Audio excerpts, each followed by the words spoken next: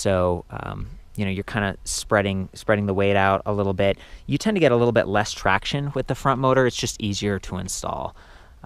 So coming back to the options that Electric Bike Outfitters sells here, this kit, the Phantom, is $925, and you get to choose whether it's front-mounted or rear-mounted motor. The motor offers 350 watts nominal. It's planetary geared.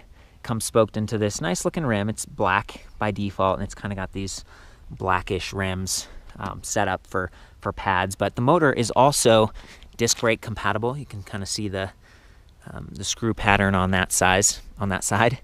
So you can imagine if we were back here in the rear, you could take advantage of the same kind of setup, but you'll notice that these rims look a little bit different. This one's a little bit shorter and stuff. Thankfully, they match pretty well on this bike, but that's one of the things I always call out when you're doing a kit. You're dealing with inconsistency, I guess, in look.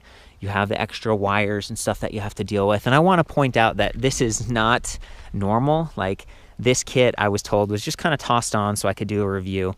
And it's actually a little bit longer with the cables because it was set up for a tandem bicycle. So talk about flexible. I mean, this system, you could use it on a fixie bike if you wanted, although that would, fixed gear, the pedals would be going like crazy. So single speed, you could use it on 6 gears, 7, 8, or 9, so up to 9 sprockets in the rear, and that would be great for like the cyclocross bikes we were talking about. You could use it on a tandem. You can get different wheel sizes. So these are like 700C. That's kind of the road bike, city bike size, but you can go down to 27.5 for like an off-road mountain bike, 26, which is very traditional bike size for cruisers and stuff, go down to 24, go to 20, or 16. So they offer just a huge selection of wheel sizes, and it comes spoked into the wheel, so the motor and everything's just ready to go. You just have to tell them front wheel or back wheel.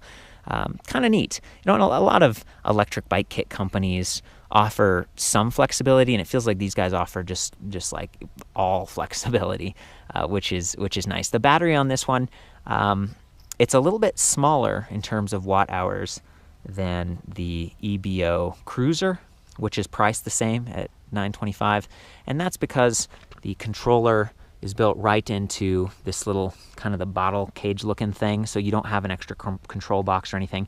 And of course, it's a little bit lighter. It's about 5.5 pounds. The Cruiser battery alone is 7 pounds, and of course, it makes the rear portion of the bike heavier and stuff.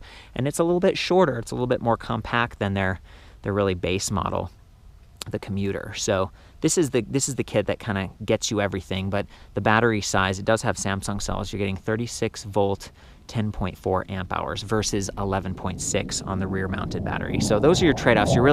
Everything else is pretty similar between the Cruiser and the Phantom. You're just getting a little bit smaller battery, so that can be kind of built right onto the frame. And one of the downsides of any, bottle cage style battery pack is that you're taking up where the bottle cage really would go. So you're gonna have to add a bottle cage here maybe, or they have some that go under your seat, or you could wear a Camelback or whatever.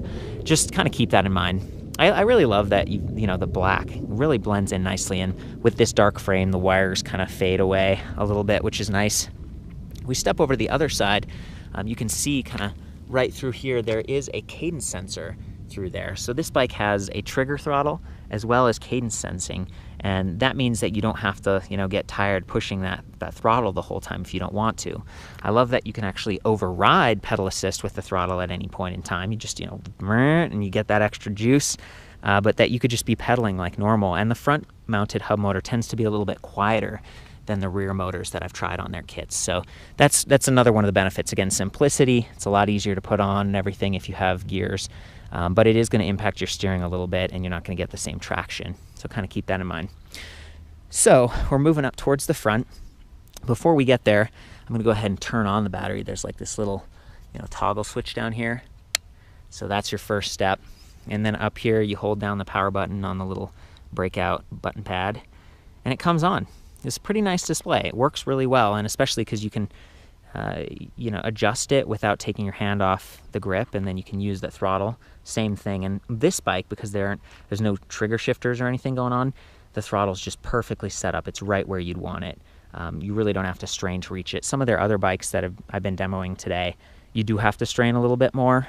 And with the Commuter kit, you know, that's all you have is the trigger throttle. So I do really like the cadence sensor, even though it's only 5 magnets. A lot of the new systems have like 10 or 12, and I think EBO, they might even be going that direction in the future. But that is one of the trade-offs. It's not quite as responsive. So anyway, let's talk about the display. We got 4 bars to designate how much battery capacity there is, which is like, it's all right. And down here you can use this little quick select button so you can tell how full the battery is, even if it's off the bike. And the battery can be charged on or off the bike, which is nice. You can see the little kind of the rubber cover on this side right there. One of the things about their entry-level kit, the commuter kit, is that you actually have to go down here and kind of screw in the cable to the battery every time you take it on and off. This one, it's just metal prongs, and it just sits right there and you're done. You click it in and it's ready to go. And that's my preference for sure. So again, that kit's like $700, this is $925. So for a couple hundred, $250 more, you get a lot. You get this nice display. We'll get back to it. You get your time here, miles per hour, motor wattage, distance, and then degrees outside. So it's like 68 degrees Fahrenheit right now in Colorado. Really nice, perfect bike riding temperature. And of course your pedal assist level over on the left. You can hit this power button a couple more times to cycle through like your average speed or your max speed, that kind of thing. So pretty cool to have that. And then if you hold down on the up for a couple seconds, we can see that it actually turns on backlighting for the display. So it's a nice faint blue, kind of a glow if you're riding at night. Another one of the trade-offs between this kit and their Cruiser model is that there's no rear light. The Cruiser battery pack has an integrated Spinningo light, which is pretty cool. But, you know, you just get some of those little frog lights or something. Slap them on here. Saigo lights, maybe. Okay, so we got 5 levels of assist, and there is 0, but throttle doesn't work in 0. So that's one of the trade-offs. You might be able to mess with the settings or something. We weren't able to get it working. So that means you have to be in pedal assist at all times to use the throttle. But level 1, you know, it just barely kicks on and you can easily override, and you get full power when you override with their throttle. So I love that. It's actually a really nice system the way it's set up. And the display can kind of swivel back and forth, you know, but once you tighten it down, it's not like it really swivels that easily. You might have to do, you know, I guess this one's set up to do it a little bit right now. Yeah, it's not bad. So you can reduce the glare a little bit by angling it. It's not removable, so if you leave it parked outside, it's going to take a little bit more abuse from the weather, the rain and sun, but it's pretty well sealed. And they do offer a bunch of kind of upgrades and accessories. And they also offer a 30-day money-back kind of like guarantee on their stuff if you decide you don't like it, and a 1-year comprehensive warranty. So you're really getting quite a bit of a support from a company that's, you know, less than a year old officially. They've been kind of working on getting it going for a couple of years, it sounds like, but mid-2015 is when they launched. And their website's pretty great, and they've got a bunch of options. So again, that's the thing about kits. You have a lot of flexibility. And it comes with these nice brake levers with motor inhibitors. So anytime you're riding, if you're on pedal assist, you know, and you want to stop, as soon as you pull those brakes, it's going to kill it. And you can actually see on the display here, whenever I pull those, there's like a little emblem there that says, oh, okay, we're, you know, cutting power to the motor. So very cool. And, you know, it's like 5-star. It's kind of generic stuff, but it gets the job done. There's whooshing, 5-star, all these, they're cheaper. And even the motor, it's not, it doesn't say 8 Fun or anything. It's kind of generic, but you still get the warranty. It looks nice, and you're saving some money. So I think that's what it's all about. And the rims, I commented on this a little bit earlier, but even though these are pretty narrow, these are 700 by 26C, they still seat properly in this sort of generic 1-inch wide rim.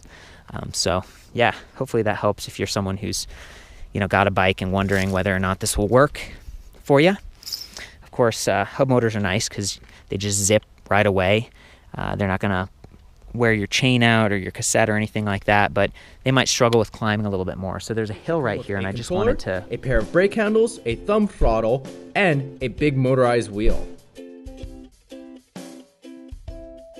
The motorized wheel has a built-in 36-volt brushless motor that drives your bike from the front wheel. It runs quieter than a gas-powered bike and leaves you free to pedal your bike without any resistance. The motorized wheel has a top speed of 15 miles per hour with a riding distance of 25 miles, making it an efficient bike for commutes and recreation. Alright, to get started we'll need a few tools. We'll need a set of adjustable wrenches, a Phillips screwdriver, a set of Allen wrenches, and a small rubber mallet. We'll also need our crank arm removal tool. First, take off the front wheel of your bike and replace it with the motorized wheel. Be sure to check your tread pattern so that your wheel is facing the forward direction. Make sure that both nuts are tight because a lot of torque will be coming out from this wheel. Great! Replace the brake levers with the ones provided in the kit. If the brake handles are a tight fit, use the mallet to lightly tap them in. Then you'll want to repeat on the opposite side.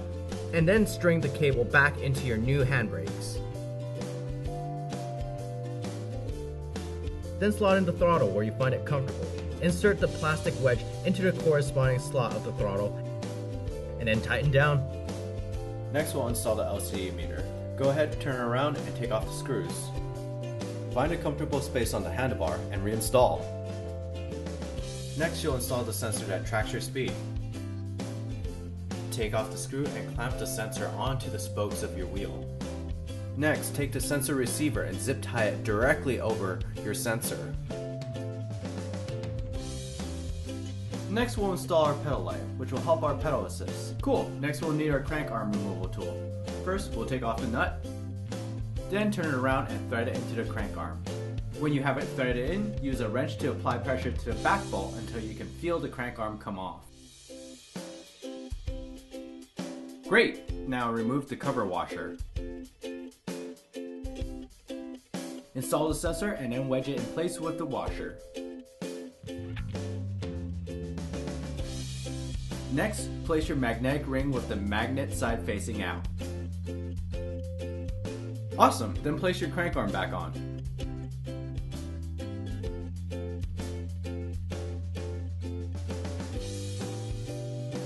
Great, now we'll move on to our battery. As you can see, the mounting plate slides off the battery. Find a place on your bike and then screw on your mounting plate. Great, your battery is ready to be put back on. A real great feature on this battery is that it has a USB charging port on the side that will let you power any device with a USB.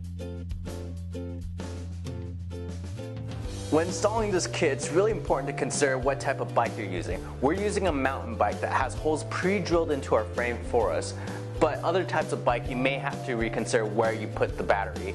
For beach cruisers, you may want to put it up top, but you will have to drill holes in your frame yourself. Alright, we want to find a place to house our controller. I chose to put it on the back of my seat, but it also can go on a rack or onto a bike frame. Everything is velcroed or clipped onto to secure itself, and then put your controller in. We're finally at our last step. Connect everything to the controller. All the wires are designed to only fit one way with its partner connector, or it's color coordinated. Once you have everything connected, you can clean up your wires by using the black shrink tube. Finally, zip tie any cables to your bike frame. To keep everything neat, stuff the extra wire into your controller housing. And that's it, your bike is ready to ride. If you guys are interested in getting one of these kits, the links are in the description down below. And if you like this video,